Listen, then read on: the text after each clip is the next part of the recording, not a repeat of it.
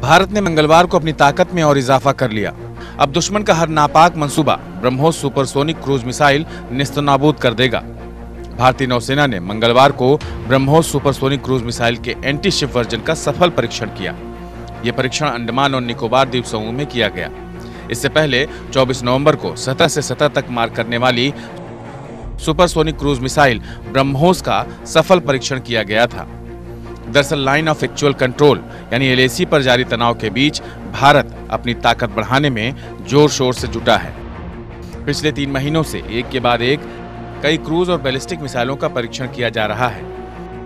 भारत और रूस के संयुक्त प्रयासों से बनाए गए सुपरसोनिक क्रूज मिसाइल ब्रह्मोस के भी अलग अलग संस्करणों के परीक्षण किए गए।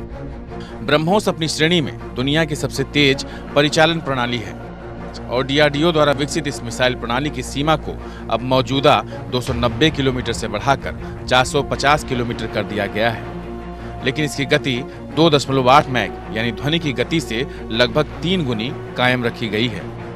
ब्रह्मोस मिसाइल के नौसेना संस्करण का 18 अक्टूबर को अरब सागर में सफल परीक्षण किया गया था। परीक्षण के दौरान ब्रह्मोस ने 400 किलोमीटर की दूरी पर मौजूद लक्ष्य पर अचूक प्रहार करने की अपनी क्षमता को बखूबी प्रदर्शित किया था। इसके बाद 24 नवंबर को अंडमान निकोबार में सतह से सतह पर अचूक निशाना लगाने वाली सुपरसोनिक क्रूज मिसाइल ब्रह्मोस के लैंड अटैक वर्जन का भी सफल परीक्षण किया गया था।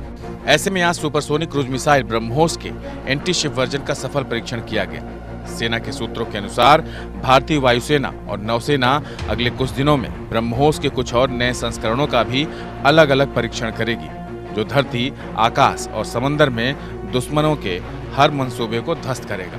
भारत ने पहले ही लद्दाख और अरुणाचल प्रदेश में चीन के साथ वास्तविक नियंत्रण रेखा से लगे कई रणनीतिक स्थानों पर मूल ब्रह्मोस मिसाइलों और बड़ी संख्या में अन्य प्रमुख हथियारों की तैनाती की है।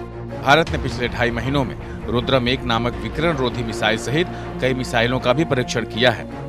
रुद्रम 2022 तक सेना में शामिल किए जाने की योजना है। Bureau report.